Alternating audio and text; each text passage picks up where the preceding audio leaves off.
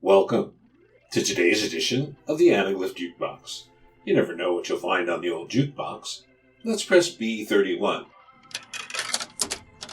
Okay, we've got Romance Comics 3D. Your brain will reel.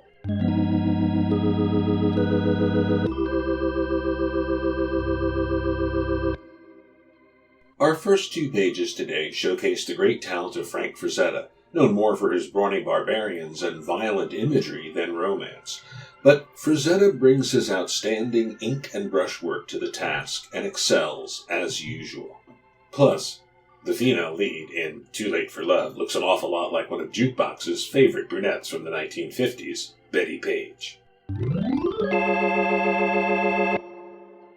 Two essential books on this subject are John Benson's Confessions, Romances, Secrets, and Temptations, Archer St. John and the St. John Romance Comics, and Romance Without Tears. After World War II, the public's taste for superheroes waned, and publishers scrambled to find a subject that would sell as well as Superman, Batman, and Captain Marvel did.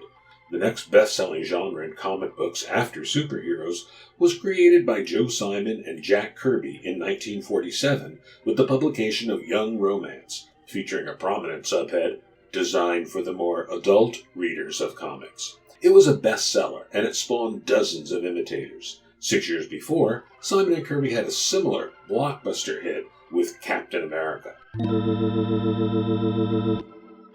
Usually, there was first-person narration, and the plots were at least nominally more realistic than whatever Batman and his lover Robin were doing with the Joker in that abandoned, oversized typewriter factory with all those muscular goons. The influences of pulp magazine romance writing, radio soap operas, newspaper strips like Mary Worth, and the slightly edgy adult confession magazines of the day are easy to spot.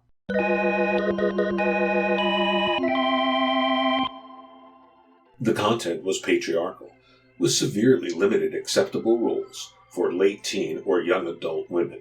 Engagement or marriage to a bland young man without facial hair, but with significant earning potential, was the ultimate goal. No bad boys or beatniks need apply. A lot of mainstream comic book fans avoid or dismiss romance titles, but they had a huge, loyal audience, not all of it female. Some of them are exquisitely drawn by talents like Matt Baker and Joe Kubert. Simon and Kirby's two flagship books, Young Romance and Young Love, were continuously published into the 1970s, a run of over 30 years. Not everyone was a fan. Certainly not New York City-based psychiatrist Frederick Wortham, author of Seduction of the Innocent, a poorly researched and biased book that came close to shutting down the entire comic book industry. He wrote, "One story, I Was a Spoiled Brat, begins with a big picture of an attractive girl looking at herself in the mirror and burying herself considerably. Adolescent boys call these headlight comics. The dash of violence here is supplied by a hit-and-run driving accident, and by the father's dying of a heart attack when he hears about his daughter's life. As the brat daughter says of herself, 'Fires that I did not understand burned within me. My brain reeled.'"